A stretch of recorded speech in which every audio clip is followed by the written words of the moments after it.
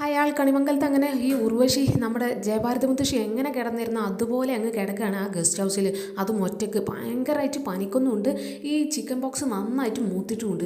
അപ്പോൾ നല്ല പനിച്ച് വിറക്കുന്നതിൻ്റെ ഇടയിൽ അവർ ആ ഒരു അവസ്ഥയിൽ ആരും നോക്കാനില്ലാത്ത ആ ഒരു അവസ്ഥയിൽ അവരുടെ ആ പഴയ കാലം അഥവാ ഈ ജയഭാരതി മുത്തശ്ശിനോട് എങ്ങനെ ട്രീറ്റ് ചെയ്തിരുന്നു എന്നിങ്ങനെ ആലോചിക്കണേ. ജയഭാരതി മുത്തശ്ശി പനിച്ച് വിറച്ച് ആ കട്ടിലിൽ നിന്ന് താഴെ വീണപ്പോഴൊക്കെ ഇവർക്ക് ഇപ്പോൾ പകർച്ചവ്യാധിയാണ്, പെട്ടെന്ന് തന്നെ നമ്മൾക്ക് ഗസ്റ്റ് ഹൗസിലേക്ക് മാറ്റാം, ബാക്കിയുള്ളവർക്കൊക്കെ പകരില്ലേ എന്നൊക്കെ കൽപ്പനോട് പറഞ്ഞ ആ ഒരു ക്രൂരത അത്രമാത്രം ഉണ്ടായിരുന്നു എന്നൊക്കെ ഇങ്ങനെ ഈ ഉർവശി അവിടെ കിടന്നങ്ങ് ചിന്തിക്കുന്നുണ്ട്. മാത്രമല്ല ഈ ഗസ്റ്റ് ഹൗസിൽ നിന്നിരുന്ന സമയത്ത് മുത്തശ്ശി വെള്ളം കുടിക്കാൻ വേണ്ടി ഏന്തിയിരുന്ന ആ ഒരു സമയത്തും ആ കപ്പ് താഴെ വീണ സമയത്തും അവരെ തെറി വിളിച്ചതും എല്ലാം അവരങ്ങ് ചിന്തിക്കുകയാണ്. ഇതേപോലെ തന്നെ ഉർവശി ആ വെള്ളത്തിന് വേണ്ടി ഏന്തുന്നതും ആ കപ്പ് താഴെ വീണ് പൊട്ടുന്നൊക്കെ ഉണ്ട്. അപ്പോഴൊക്കെ ഞാനും ഈ മുത്തശ്ശിനോട് ഇങ്ങനെ കാണിച്ചിരുന്നല്ലോ, അതുകൊണ്ട് ദൈവം എനിക്ക് ഇതുപോലെ തന്നതായിരിക്കും എന്നുള്ള ചിന്തയൊക്കെയാണ് ഉർവശിക്ക് ഭയങ്കര സങ്കടമൊക്കെ വരുന്നുണ്ട്. എന്നിട്ട് എങ്ങനെയൊക്കെയോ ആ മേശയിലേക്ക് ഏന്തി അവരുടെ ഫോണൊക്കെ എടുക്കുകയാണ്. ഫോൺ എടുത്തിട്ട് അവിടെ അങ്ങ് കട്ടിലങ്ങ് ഇരിക്കുകയാണ്. ഇരുന്നിട്ട് എന്തൊക്കെയോ കാട്ടി നേരെ ഈ ചന്ദ്രശേഖരൻ അങ്ങ് ഫോൺ ചെയ്യാണ്. ചന്ദ്രശേഖരനാണെങ്കിൽ അന്ന് രാത്രി ഈ സാറയോട് കൂടി ഒരു പാർട്ടിയിലൊക്കെ പോയി ഇങ്ങനെ നല്ല ആസ്വദിച്ച് അങ്ങ് നടക്കുകയാണ്. അപ്പോൾ അവർ ഒരു പാർട്ടിയൊക്കെ കഴിഞ്ഞ് കാറിൽ കയറി ഇങ്ങനെ സംസാരിക്കുന്നുണ്ട്. സാറിനോട് പറയുന്നുണ്ട്, സാറാ നീ പാർട്ടിക്ക് വിളിച്ചപ്പോൾ ഞാൻ ഇത്രയും പ്രതീക്ഷയില്ല, അടിപൊളിയായിരുന്നു പാർട്ടി എന്നൊക്കെ ഇങ്ങനെ പറയാണ്. അപ്പോൾ ഈ സാറ പറയുന്നുണ്ട്, ഏയ് ചന്ദ്രു, ലൈഫ് എന്ന് പറഞ്ഞാൽ ഇങ്ങനെ എൻജോയ് ചെയ്യണം, അല്ലാതെ ചന്ദ്രു ഒരുപാട് സമ്പാദിച്ചിട്ടുണ്ട്, പണം ഉണ്ടാക്കിയിട്ടുണ്ട്, പക്ഷേ എന്ത് കാര്യം അതുകൊണ്ടൊന്നും നിനക്ക് ആസ്വദിക്കാൻ അറിയില്ല. നമ്മുടെ പണം എവിടെ ഇൻവെസ്റ്റ് ചെയ്യണമെന്ന് നമ്മൾ ആദ്യം പഠിക്കണം. നമ്മൾ ജീവിതം ആസ്വദിക്കണം, അല്ലാതെ ഇങ്ങനെ ഒരുപാട് പണമൊക്കെ ഉണ്ടാക്കി ഇങ്ങനെ ജീവിച്ചിട്ട് എന്താ ആ പണമൊക്കെ കൊണ്ട് അങ്ങ് മരിക്കാനോ, പിന്നെ ഇവിടെ നമ്മുടെ ജീവിതം ആസ്വദിക്കാനോ, ഇതുപോലെയൊക്കെ അങ്ങനെ ജീവിതം ആസ്വദിക്കൽ എന്നൊക്കെ ഇങ്ങനെ പറയാണ്. അപ്പം ഈ ചന്ദ്രശേഖരൻ പറയുന്നുണ്ട്, അത് പിന്നെ ഞാനിപ്പം ഇനി സേറയുടെ പോളിസികളൊക്കെ അല്ലേ ഫോളോ ചെയ്യാൻ പോകുന്നത്, അതുകൊണ്ട് ഇനി ഞാനും ജീവിതം ഒന്ന് ആസ്വദിക്കും എന്നൊക്കെ പറഞ്ഞിട്ട് അവരെങ്ങനെ ചിരിച്ചും കളിച്ചും ആ ഒരു രാത്രി ആ കാറിൻ്റെ ഉള്ളിൽ ഞാൻ സംസാരിച്ചുകൊണ്ടിരിക്കുകയാണ്. ആ സമയത്താണ് ഉർവശി അങ്ങ് ഫോൺ ചെയ്യുന്നത്. അപ്പോൾ ഉർവശി ഫോൺ ചെയ്യുന്ന സമയത്ത് ചന്ദ്രശേഖരൻ ഇങ്ങനെ പറയുന്നുണ്ട്, ഓ ഏത് നേരത്താണാവോ നമുക്കൊരു നല്ലൊരു നിമിഷം, നമ്മൾ രണ്ടുപേരും ഒറ്റക്കുള്ള ഏതെങ്കിലും ഒരു നല്ല നിമിഷം ഉണ്ടെങ്കിൽ അപ്പോൾ വിളിച്ചോളൂ ഇവള് എന്നൊക്കെ ഇങ്ങനെ പറയാണ്. അപ്പോൾ ഈ സേറക്കും ദേഷ്യം വരുന്നുണ്ട്. സേറയും പറയുന്നുണ്ട്, ഈ എല്ലാ ഭാര്യമാരും ഇങ്ങനെ തന്നെയാണ്, എപ്പോഴും ഇങ്ങനെ വിളിച്ചുകൊണ്ടിരിക്കുക, അവർക്ക് ഇങ്ങനെ അടങ്ങി ഒതുങ്ങി നിന്നൂരെ മറ്റുള്ളവരങ്ങനെ ഡിസ്റ്റർബ് ചെയ്യാൻ വേണ്ടിയിട്ട് ആദ്യം അവർ അതാണ് പഠിക്കേണ്ടത്, എപ്പോഴും ഇങ്ങനെ ഭർത്താക്കന്മാർക്ക് വിളിക്കാൻ നിൽക്കരുത് എന്നൊക്കെ ഇങ്ങനെ സേറെ ഇങ്ങനെ പറയാണ്ടിരിക്കുക. അപ്പോൾ ചന്ദ്രശേഖരൻ്റെ നേരെ ഉർവശിയുടെ ഫോൺ എടുത്തിട്ട് അങ്ങ് ചൂടാകുകയാണ്. ഈ എന്തിനാണ് ഇങ്ങനെ വിളിച്ചുകൊണ്ടിരിക്കുന്നത്, ഞാൻ അങ്ങോട്ട് വരില്ലേ എന്നൊക്കെ ഇങ്ങനെ ചോദിക്കുകയാണ്. അപ്പോൾ ഈ ഉർവശി പറയുന്നുണ്ട്, ചന്ദ്രേട്ട എനിക്ക് ഭയങ്കരമായിട്ട് പനിക്കുന്നുണ്ട്, എനിക്കൊന്നും ചെയ്യാൻ കഴിയുന്നില്ല, നല്ല ശരീരം മൊത്തം വേദനയുണ്ട്, പിന്നെ ശരീരം മൊത്തം കുരുക്കളൊക്കെ പൊന്തിയിട്ടുണ്ട് എന്നൊക്കെ ഇങ്ങനെ പറയണേ. അപ്പോൾ ചന്ദ്രശേഖരൻ അവളോട് ഒരു സ്നേഹമില്ലാതെ സംസാരിക്കുന്നത്. ചന്ദ്രശേഖരൻ പറയുന്നുണ്ട്, അത് ഞാനെന്താ നിനക്ക് വന്ന് കൂട്ട് കിടക്കണോ, എനിക്ക് പകർച്ചവ്യാധി അല്ലേ, അപ്പോൾ ഒറ്റയ്ക്ക് ഇരിക്കണം, ആ സേർ നിന്നെ കണ്ട സമയത്ത് തന്നെ പറഞ്ഞതാ നിനക്ക് പകർച്ചവ്യാധിയാണെന്ന്, അതുകൊണ്ടല്ലേ നിന്നെ ഗസ്റ്റ് ഹൗസിലേക്ക് മാറ്റിയത്, നീ അവിടെ ഒറ്റയ്ക്ക് കിടക്ക് എന്നൊക്കെ ഇങ്ങനെ പറഞ്ഞ് ഒരു മയ ഇല്ലാതെ അങ്ങ് സംസാരിക്കുന്നത്. അപ്പോൾ ഈ ഉർവശി പറയുന്നുണ്ട്, ചന്ദ്രേട്ട ഇങ്ങനെ ഒറ്റയ്ക്ക് ഇവിടെ ഞാൻ ഇരുന്നാൽ ഞാൻ ചത്തുപോകും എന്നൊക്കെ പറയാണ്. ആ ഒരു സംസാരം കേൾക്കുമ്പോൾ സേറ എങ്ങ് പറയുന്നുണ്ട്, ആ ചിക്കൻ ബോക്സ് വന്നിട്ടല്ലേ ഓരോരുത്തർ ചത്തുപോകുന്നത്, എന്തൊക്കെ ഈ പറയുന്നത് എന്നൊക്കെ ഇങ്ങനെ പറഞ്ഞാൽ സേറയും കൂടി അങ്ങ് പറയണേ. അതൊക്കെ ഈ ഉർവശി ഫോണിലൂടെ അങ്ങ് കേൾക്കുന്നുണ്ട്. അപ്പോൾ ഉർവശി പറയുന്നുണ്ട്, ചന്ദ്രേട്ടൻ്റെ കൂടെ ആ സേറ ഉണ്ടോ എന്നൊക്കെ ചോദിക്കണേ. അപ്പോൾ ചന്ദ്രശേഖരൻ പറയുന്നുണ്ട്, സേറ എൻ്റെ കൂടെ എല്ലാ സമയത്തും ഉണ്ടാകും, ഇപ്പോഴെന്നല്ല ഇനി എപ്പോഴും സേറ എൻ്റെ കൂടെ തന്നെ ഉണ്ടാകും എന്നൊക്കെ പറയണം. അപ്പോൾ ഉർവശി പറയുന്നുണ്ട്, മനസ്സിലായി ചന്ദ്രേട്ട, എനിക്കെല്ലാം മനസ്സിലായി, നിങ്ങൾ എപ്പോഴും ഇപ്പോൾ അവളുടെ കൂടെയാണ്, ഇതിനൊക്കെ ദൈവം നിങ്ങൾക്ക് തരുന്നതാണ്, ദൈവം ഇതിനൊക്കെ ഒരു ശിക്ഷ നിങ്ങൾക്ക് തരും ഈ ചെയ്ത് കൂട്ടുന്നതിനെല്ലാം എന്നൊക്കെ ഇങ്ങനെ ചന്ദ്രശേഖരൻ പറയാണ്. അപ്പോൾ ഈ ചന്ദ്രശേഖരൻ പറയുന്നുണ്ട്, ആയിക്കോട്ടെ ദൈവം തന്നോട്ടെ, പക്ഷേ ഞങ്ങൾ രണ്ടുപേരും ഞാനും സേറയും ഈ ദൈവം ഒന്നും കാണാത്ത ഏതെങ്കിലുമൊക്കെ ഇടത്ത് അങ്ങനെ ജീവിച്ചു പോയിക്കോളാം എന്നൊക്കെ ഇങ്ങനെ പറഞ്ഞിട്ട് അവളോട് ഫോൺ വെക്കാൻ പറഞ്ഞിട്ട് ദേഷ്യപ്പെട്ട് അങ്ങ് ഫോൺ വെക്കുകയാണ്. എന്നിട്ട് അവർ എത്ര ഡിസ്റ്റർബൻസ് ആണ് അവർ എന്നുള്ള കാര്യമൊക്കെ ഇങ്ങനെ ചർച്ച ചെയ്യണം. ഉർവശിക്കാണെങ്കിൽ ഭയങ്കരമായിട്ട് സങ്കടമൊക്കെ വരുന്നുണ്ട് ഈ ചന്ദ്രശേഖരൻ ഇത്രമാത്രം മാറിയതിൽ. പിന്നെ നമ്മുടെ രാധികയും ആ ഒരു അമ്മയും ആ കൊച്ചിൻ്റെ അമ്മയും കൂടി ആ മെൻ്റൽ ഹോസ്പിറ്റലിലേക്ക് അങ്ങ് കയറി ചെല്ലുകയാണ്. അപ്പോൾ കയറി ചെല്ലുന്ന സമയത്തൊക്കെ ഇവളിങ്ങനെ പറയുന്നുണ്ട്, വാ നമുക്ക് നേരെ ഡോക്ടറെ കാണാം, ഡോക്ടറെ കണ്ടിട്ട് ഡോക്ടറോട് പറയാം അവനെ ഇവിടെ നിന്ന് മാറ്റണം എന്നുള്ളത്, നമുക്ക് എന്തായാലും ഡിസ്ചാർജ് ചെയ്ത് തരാൻ പറയാം എന്നൊക്കെ പറഞ്ഞിട്ട് ആ ഒരു ഉദ്ദേശത്തിലാണ് ഇങ്ങനെ പോയിക്കൊണ്ടിരിക്കുന്നത്. അപ്പോൾ ഇവർ പോയി അവിടെ ഒരു നഴ്സിനോട് ചോദിക്കുന്നുണ്ട്, ചോദിക്കുന്നുണ്ട്, അതെ ഡോക്ടർ റൂം എവിടെയാണ് എന്നൊക്കെ ഇങ്ങനെ ചോദിക്കുകയാണ്. അപ്പോൾ ആ ഒരു സ്ത്രീ അങ്ങനെ കാണിച്ചു കൊടുക്കുന്നുണ്ട്. അപ്പോൾ ആ ഡോക്ടർ മുന്നിൽ തന്നെ ഒരു സെക്യൂരിറ്റി ഉണ്ട്. അപ്പോൾ ഈ സെക്യൂരിറ്റിയോട് ഇവർ വന്ന് പറയുന്നുണ്ട്, അത് ഞങ്ങൾക്ക് ഡോക്ടർ വന്ന് കാണണം എന്നൊക്കെ ഇങ്ങനെ പറയണേ. അപ്പോൾ ഈ സെക്യൂരിറ്റി ഒരു മയവും ഇല്ലാതെ അവരോട് അങ്ങ് ഷൗട്ട് ചെയ്യാണ്, എന്തിനാണ് നിങ്ങൾക്ക് അപ്പോയിൻമെൻറ്റ് ഉണ്ടോ എന്നൊക്കെ ഇങ്ങനെ ഒരു ഗസ്റ്റ് എങ്ങനെയാണ് ഒരു ഹോസ്പിറ്റലിലേക്ക് വന്നത്, ഒരു പേഷ്യൻറ്റ് അവരോട് എങ്ങനെ ട്രീറ്റ് ചെയ്യണം എന്നൊന്നും അറിയാത്ത രീതിയിലാണ് ഇവരുള്ള എല്ലാവരും അങ്ങ് അവരോട് ട്രീറ്റ് ചെയ്യുന്നത്. അപ്പോൾ ഈ സെക്യൂരിറ്റി പറയുന്നുണ്ട്, അപ്പോൾ എവിടെ നിങ്ങളുടെ അപ്പോയിൻമെൻറ്റ് എന്നൊക്കെ ഇങ്ങനെ ചോദിക്കുമ്പോൾ ഇവർ പറയുന്നുണ്ട്, അപ്പോയിൻമെൻ്റ് ഒന്നും എടുത്തിട്ടില്ല സർ, എൻ്റെ മോൻ ഇവിടെ ചികിത്സിക്കുന്നുണ്ട്, അപ്പോൾ മോനെ കാണാൻ വേണ്ടി വന്നതാണ്, അതിനാണ് ഡോക്ടർ കാണണം എന്നൊക്കെ പറഞ്ഞത് എന്നൊക്കെ ഇങ്ങനെ പറയാണ്. അപ്പോൾ ഈ സെക്യൂരിറ്റി എന്നാൽ അങ്ങോട്ടൊന്ന് മാറി നിൽക്കുക, ഞാനൊന്ന് ഡോക്ടറെ കണ്ടിട്ടൊന്ന് സംസാരിച്ചിട്ട് വരാം എന്നൊക്കെ ഇങ്ങനെ പറയാണ്. എന്നിട്ട് ആ സെക്യൂരിറ്റി നേരെ ഡോക്ടർ റൂമിലേക്ക് അങ്ങ് കയറി ചെല്ലുന്നുണ്ട്. ആ സമയത്ത് രാധിക പറയുന്നുണ്ട്, അല്ല ചേച്ചി എന്താ ഇവരൊക്കെ ഇങ്ങനെ സംസാരിക്കുന്നത്, ഒരു മയവും ഇല്ലാതെയാണല്ലേ ഇവരിങ്ങനെ സംസാരിക്കുന്നത്, നമ്മളോട് എങ്ങനെ പെരുമാറേണ്ടതെന്നൊന്നും ഇവർക്ക് അറിയില്ലേ എന്നൊക്കെ ഇങ്ങനെ ചോദിക്കുകയാണ്. അപ്പോൾ ഈ ചേച്ചി രാധികനോട് പറയുന്നുണ്ട്, അതേ മോളെ, ഞാൻ ആ കൊച്ചിനെയും കൊണ്ട് ഇങ്ങോട്ട് അഡ്മിറ്റ് ആക്കാൻ വേണ്ടി വന്ന സമയത്തൊക്കെ ഇവർ ഭയങ്കര നല്ല രീതിയിലായിരുന്നു. അപ്പോൾ ഞാൻ സ്നേഹവും അവരുടെ ആ ഒരു പരിചരണമൊക്കെ കണ്ടപ്പോൾ നമ്മൾ നോക്കുന്നതിനെക്കാട്ടിലും കൂടുതൽ ഇവർ നോക്കൂ എന്നൊക്കെ ചിന്തിച്ച് അങ്ങനെയാണ് ഇവിടെ അഡ്മിറ്റ് ചെയ്തത്. പക്ഷേ എന്ത് ചെയ്യാനാ, ചികിത്സിച്ചിട്ടും അവനൊരു ഭേദം ഒരു മാറ്റം ഒന്നും കാണുന്നില്ല. പിന്നെ കുറച്ച് കഴിഞ്ഞ് അവരെ കാണാൻ വരുന്ന സമയത്തൊക്കെ ഇവരിങ്ങനെയാണ് പെരുമാറുന്നത്, ഒരു മയവും ഇല്ലാതെ ഒരു സ്നേഹവും ഇല്ലാതൊക്കെയാണ് ഇവർ പെരുമാറുന്നത്. ഇതുപോലെ തന്നെയാണ് ഞാൻ ഇതുവരെ ഇവിടെ അനുഭവിച്ചത്, അതുകൊണ്ടാണ് ഞാൻ ഇവനെ ഇവിടുന്ന് ഡിസ്ചാർജ് ചെയ്ത് പറഞ്ഞയക്കാം എന്നൊക്കെ അങ്ങനെ ചിന്തിച്ചത് എന്നുള്ള കാര്യം അങ്ങ് പറയാണ്. അപ്പോൾ ഈ സെക്യൂരിറ്റി ഡോക്ടറുടെ അടുത്തേക്ക് വന്നിട്ട് ഡോക്ടറോട് സംസാരിച്ചിട്ട് ഇവരോട് പറയുന്നുണ്ട്, ആ ഡോക്ടറുടെ അടുത്തേക്ക് കയറിക്കോളൂ എന്നൊക്കെ പറയണേ. അപ്പോൾ ഈ രാധിക ആ ചേച്ചിയും കൂടിയിട്ട് ഡോക്ടറുടെ അടുത്തേക്ക് അങ്ങ് കയറി ചെല്ലുകയാണ്. അപ്പോൾ ഈ ഡോക്ടറുടെ അടുത്ത റൂമിലേക്ക് അങ്ങ് കയറി ചെല്ലുന്ന സമയത്ത് രാധികനെ ഈ ഡോക്ടർ പെട്ടെന്ന് കാണുമ്പോൾ ഈ രാധികയ്ക്ക് അതേ ശ്യാമയുടെ അതേ മുഖം കാണുന്നത് കണ്ടിട്ട് ചെറിയൊരു സംശയം ഇയാൾക്ക് ഇങ്ങനെ ഉണ്ടാവുകയാണ്. അപ്പോൾ എന്താണിപ്പോൾ ഇത് എന്നൊക്കെ ഇങ്ങനെ ഇയാൾ ചിന്തിക്കുകയാണ്, എങ്ങനെ ഇപ്പോൾ ഇത് സംഭവിച്ചത് എന്നൊക്കെ ഇങ്ങനെ ചിന്തിച്ചുകൊണ്ടിരിക്കുകയാണ്. എന്നിട്ട് ഇവരിങ്ങനെ ചിന്തിക്കുന്നുണ്ട്, ഇനി ഇതെങ്ങാനും ശ്യാമയാണോ എന്നുള്ള മട്ടിലാണ് ഇയാളങ്ങ് ചിന്തിച്ചു കൂട്ടുന്നത്.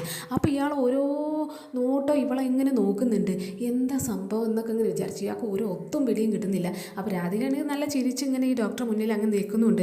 അപ്പോൾ ഈ ഡോക്ടർ ഇവരോട് രണ്ടുപേരോട് വരൂ ഇരിക്കൂ എന്നൊക്കെ പറഞ്ഞ് അവിടെ അങ്ങ് ഇരുത്തുകയാണ്. അപ്പോൾ ഇരിക്കുന്ന സമയത്ത് എന്തിനാണ് വന്നത് എന്നൊക്കെ ചോദിക്കുകയാണ്.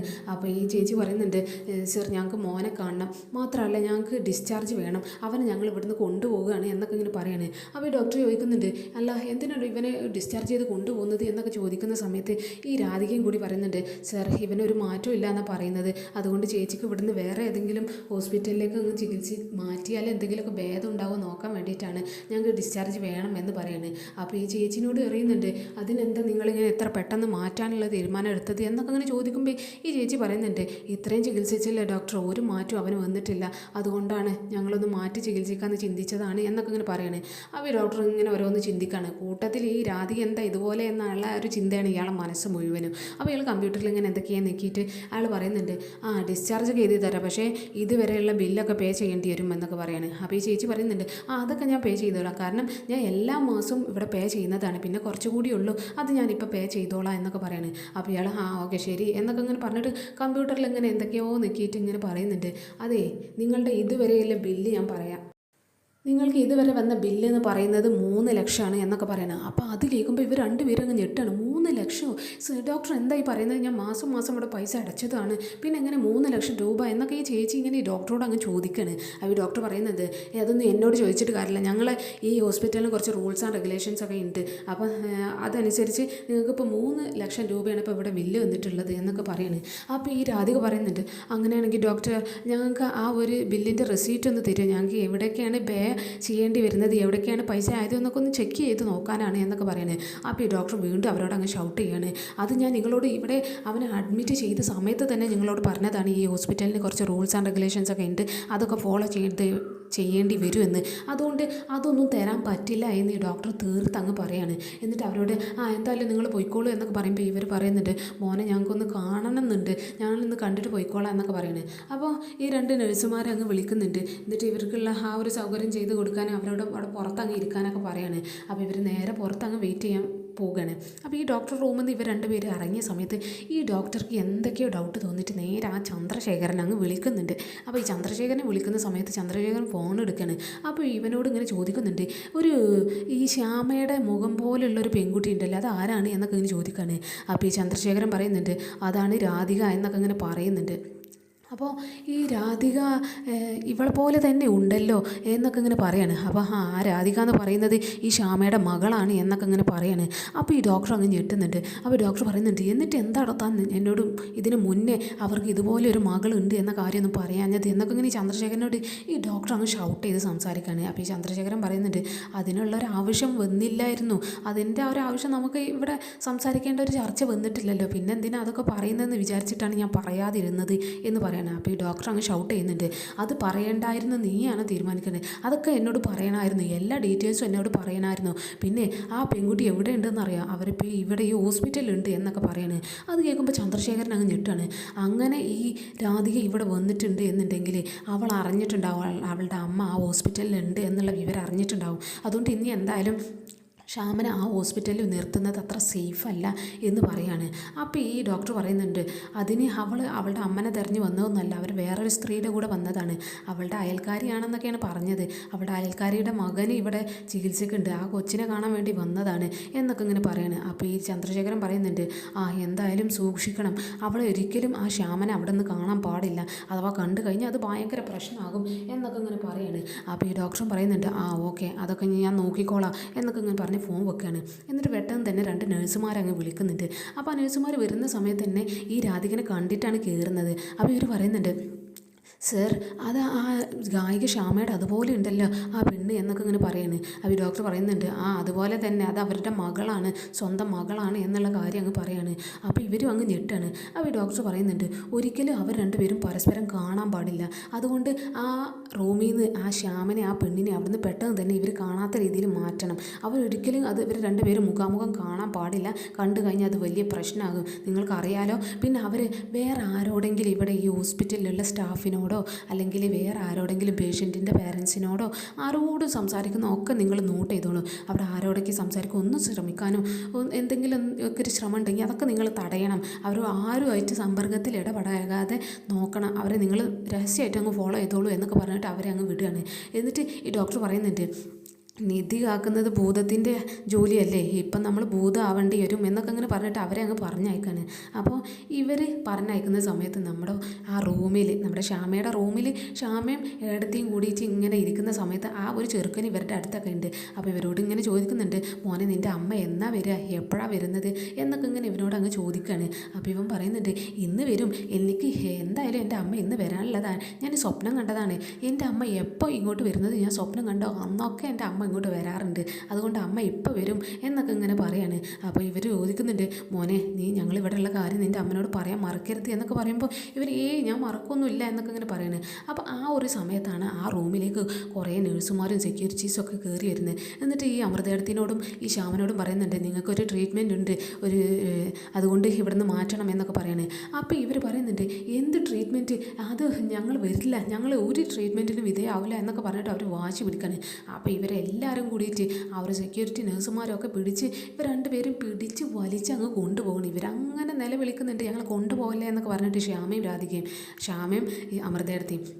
അപ്പോൾ ഇവരങ്ങനെ ആർത്ത് ഒച്ച വെക്കാനൊക്കെ ഉണ്ട്, പക്ഷേ ഇവർ വായ അങ്ങ് പൊത്തി പിടിക്കാണ്. ആ വായ പൊത്തി എടുക്കുന്നതുകൊണ്ട് അവരുടെ സൗണ്ടൊന്നും പുറത്തേക്ക് ചാടാതെ ഇവരെല്ലാവരും കൂടിയിട്ട് ആ റൂമിൽ നിന്ന് അവർ രണ്ടുപേരും കൊണ്ടുപോകാണ്. അപ്പോൾ ഇതൊക്കെ കണ്ടിട്ട് ആ ചെറുക്കൻ ഇങ്ങനെ പേടിച്ച് നിൽക്കുന്നുണ്ട്. അപ്പോൾ ഇവനിങ്ങനെ ആകെ ഭയത്തിൽ ഇങ്ങനെ മൂടി നിൽക്കുകയാണ് അവിടെ. അപ്പോൾ ആ ഒരു സമയത്ത് ഈ രാധികയും ആ ചേച്ചിയും കൂടിയിട്ട് ഈ റൂമിലേക്ക് അങ്ങ് കയറി വരുന്നതും ഈ ശ്യാമനെ ഈ അമൃതേടത്തിനെ അവിടെ നിന്ന് അങ്ങ് കൊണ്ടുപോകുന്നതും ഒരുമിച്ചാണ്. അപ്പോൾ ഇവർ വരുന്ന സമയത്ത് ഇവർ കൊണ്ടുപോകുന്ന കാഴ്ച കാണുന്നുണ്ട്. ശ്യാമനെ അമൃതേടത്തിനെയൊക്കെ ഈ രാധിക കൊണ്ടുപോകുന്ന കാഴ്ച കാണുന്നുണ്ടെങ്കിൽ അത് ബാക്ക് വശമാണ് കാണുന്നത്, ഫ്രണ്ട് മുഖം കാണുന്നില്ല. അപ്പോൾ ഈ രാധിക ഇങ്ങനെ അങ്ങോട്ട് നോക്കിയിട്ട് ഇങ്ങനെ ഈ ചേച്ചിനോട് പറയുന്നുണ്ട്, എന്താ ഈ ഹോസ്പിറ്റലിൽ ഇങ്ങനെയൊക്കെ എത്ര ക്രൂരായിട്ടാണ് അവർ അങ്ങനെ ഓരോരുത്തരോട് പെരുമാറുന്നത് എന്നൊക്കെ ഇങ്ങനെ പറയണം. അപ്പോൾ ഈ ചേച്ചി പറയുന്നുണ്ട്, ഏതെങ്കിലും പേഷ്യൻ്റ് ആയിരിക്കും, വല്ല ഷോക്കും കൊടുക്കാനായിരിക്കും അങ്ങനെ കൊണ്ടുപോകുന്നത്, അങ്ങനെയുള്ള കാഴ്ചകളൊക്കെ ഇവിടെ കാണാം മോളെ എന്നൊക്കെ ഇങ്ങനെ പറയാണ്. അപ്പോൾ രാധിക ഇങ്ങനെ പറയുന്നുണ്ട്, വല്ലാത്തൊരു ക്രൂരത തന്നെ, നമുക്ക് എന്തായാലും മോനെ ഇവിടുന്ന് മാറ്റാം എന്നൊക്കെ പറഞ്ഞിട്ട് ഇവൻ്റെ അടുത്തേക്ക് അങ്ങ് വരികയാണ്. അപ്പോൾ ഈ ചെറുക്കനായിട്ട് ഇങ്ങനെ ഈ രാധികയും ഈ അമ്മയും കൂടി ഇങ്ങനെ സംസാരിക്കുകയാണ്. അപ്പോൾ സംസാരിക്കുന്നതിൻ്റെ ഇടയിൽ ഈ ചെറുക്കൻ ഇങ്ങനെ പറയുന്നുണ്ട്, അമ്മ എനിക്കിവിടെ നിൽക്കേണ്ട, അമ്മേ എനിക്കിവിടെ വേണ്ട, എനിക്കിവിടെ തീരെ പറ്റുന്നില്ല, ഇവിടെ എനിക്ക് പേടിയാണ്, ഞാൻ അമ്മയുടെ കൂടെ വരിക എന്നൊക്കെ പറഞ്ഞിട്ട് കരയാണ്. അപ്പോൾ ഈ രാധിക പറയുന്നുണ്ട്, മോനെ നീ അങ്ങനെ പേടിക്കൊന്നും വേണ്ട, ഞങ്ങൾ എന്തായാലും അടുത്ത പ്രാവശ്യം പ്രാവശ്യം വരുമ്പോൾ നിന്നെ കൊണ്ടുപോയി, ഇപ്രാവശ്യം അമ്മയുടെ കയ്യിൽ പൈസ ഇല്ല ഇവിടെ അടക്കാനുള്ളത്, അതൊക്കെ കൊണ്ട് ഞങ്ങൾ അടുത്ത പ്രാവശ്യം വരാം, മോന് ടെൻഷൻ അടിക്കൊന്നും വേണ്ട എന്നൊക്കെ പറയുന്നത്. അപ്പോൾ ആ സമയത്ത് ഈ കൊച്ചിങ്ങനെ പറയുന്നുണ്ട്, ചേച്ചീനെ പോലെ തന്നെയുള്ളൊരു ചേച്ചീനെ ഞാൻ ഇവിടെ കണ്ട് എന്നൊക്കെ പറയുന്നത്. അത് കേൾക്കുമ്പോൾ രാധിക അങ്ങ് ആകെ ഷോക്കായി നിൽക്കുന്നുണ്ട്. അതിന് മുന്നേ രാധിക ഈ ശ്യാമനെ കൊണ്ടുപോകുന്ന സമയത്ത് ശ്യാമ മോളെ എന്ന് പറഞ്ഞ് നിലവിളിക്കുന്നൊരു ചെറിയ ശബ്ദം കേട്ടും ചെയ്തിരുന്നു. അപ്പോൾ അവൾ അതിലിങ്ങനെ ഇവിടെ അമ്മ ഉണ്ടോ എന്നുള്ള ചെറിയ ഡൗട്ടിൽ നിൽക്കുന്ന സമയത്താണ് ഈ ചെറുക്കൻ ഈ കാര്യം കൂടി അങ്ങ് പറയുന്നത്. അപ്പോൾ ഈ ചെറുക്കൻ ഇങ്ങനെ പറഞ്ഞപ്പോൾ ഇവളാകെ ഷോക്കായി നിൽക്കണം. അപ്പോൾ തന്നെ ഇവൾക്ക് കാര്യം ചെറുതായിട്ടൊരു ഡൗട്ടൊക്കെ വരികയാണ്, ഇവിടെ ഇനി തൻ്റെ അമ്മയുണ്ടോ എന്നുള്ളൊരു കാര്യത്തിൽ.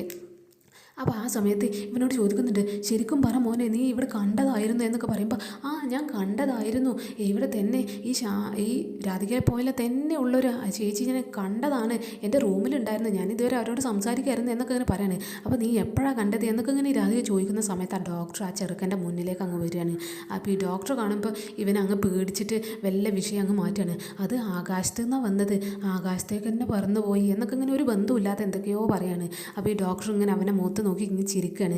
അപ്പോൾ ഈ ഡോക്ടർ ഇങ്ങനെ പറയുന്നുണ്ട്, ഇവനെ ഇടയ്ക്കിടയ്ക്ക് ഇങ്ങനെ ഒരു ബന്ധമില്ലാത്ത കാര്യമൊക്കെ പറയും, ഇതാണ് ഇവൻ്റെ അസുഖം, ഇവന് എന്തെല്ലാം കാണാത്ത കാര്യങ്ങളൊക്കെ കണ്ട് എന്നൊക്കെ പറയും, അല്ലേ ഇവന് മുന്നേ ഇങ്ങനെ ഉണ്ടായിരുന്നില്ല എന്നൊക്കെ പറയുമ്പോൾ ആ ചേച്ചി പറയുന്നുണ്ട്, ശരിയാണ് എന്നൊക്കെ ഇങ്ങനെ പറയാണ്. എന്നിട്ട് ആ ട്രീറ്റ്മെൻറ്റിന് വേണ്ടി ഇവനെ കൊണ്ടുപോവുകയാണ് എന്നൊക്കെ പറഞ്ഞിട്ട് ആ ചെറുക്കനെ കൊണ്ട് അവിടെ നിന്ന് അങ്ങ് പോവുകയാണ്.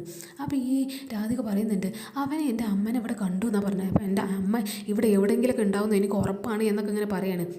അപ്പോൾ ആ സമയത്ത് ആ ചേച്ചി പറയുന്നുണ്ട്, മോളെ അവനെ ഇടയ്ക്കിടയ്ക്ക് ഇങ്ങനെ ഓരോ കാര്യങ്ങളൊക്കെ ഇങ്ങനെ പറയാറുണ്ട്, കാണാത്ത കാര്യങ്ങൾ, അവനെ പ്രേതത്തിനെ കണ്ടു, ഭൂതത്തിനെ കണ്ടു എന്നൊക്കെ പറഞ്ഞു, അതുപോലെ ആയിരിക്കും എന്നൊക്കെ ഇങ്ങനെ പറയാണ്. അപ്പോൾ രാധിക പറയുന്നുണ്ട്, അതൊന്നുമല്ല, എനിക്ക് ഉറപ്പാണ് എൻ്റെ അമ്മ ഇവിടെ എവിടെയോ ഉണ്ട്, എനിക്ക് നല്ല സംശയമുണ്ട് എന്നൊക്കെ ഇങ്ങനെ പറഞ്ഞ് അവൾ ആ ഒരു സംശയത്തിൽ അങ്ങ് നിൽക്കുന്ന ഭാഗത്ത് എന്തായാലും എപ്പിസോഡ് കഴിഞ്ഞ് ഇനി ഈ രാധികക്ക് എന്തായാലും അമ്മനെ വീണ്ടും കണ്ടെത്താൻ ഇനിയും കഴിയില്ല എന്നൊക്കെ നമുക്ക് കാത്തിരുന്ന് കാണാം. എന്തായാലും ആ ഡോക്ടർ ചന്ദ്രശേഖരനെ കുറിച്ച് അറിയിച്ചതും അതുകൊണ്ട് അവർക്ക് മാറ്റാനുള്ള എല്ലാ സൗകര്യം അവിടെ ഈസിയായി കിട്ടി ചെയ്ത്. ഇനി വരുണ് വരും എന്നൊക്കെ പറഞ്ഞു, ഇനി വരുണ് ഈ ഭാഗത്ത് ഇനി വേറെ എങ്ങനെ ഉണ്ടോ ഇല്ല എന്നൊന്നും അറിയില്ല, വരുണിനെ എന്തായാലും ഒന്ന് കാണിച്ചിട്ടൊന്നുമില്ല. അപ്പോൾ ഇപ്രാവശ്യം കൂടി ഇനി രാധികക്ക് കിട്ടുമോ ഈ ശ്യാമനെ എന്നൊക്കെ നമുക്ക് ഇനി അടുത്ത എപ്പിസോഡ് കാത്തിരുന്ന് തന്നെ കാണാം. അപ്പോൾ ഇന്നത്തെ എപ്പിസോഡ് ഇവിടെ അവസാനിച്ചിരിക്കുകയാണ് ഗൈസ്. അപ്പോൾ നാളെ കാണാം. ഓക്കെ, ബൈ ആൾ.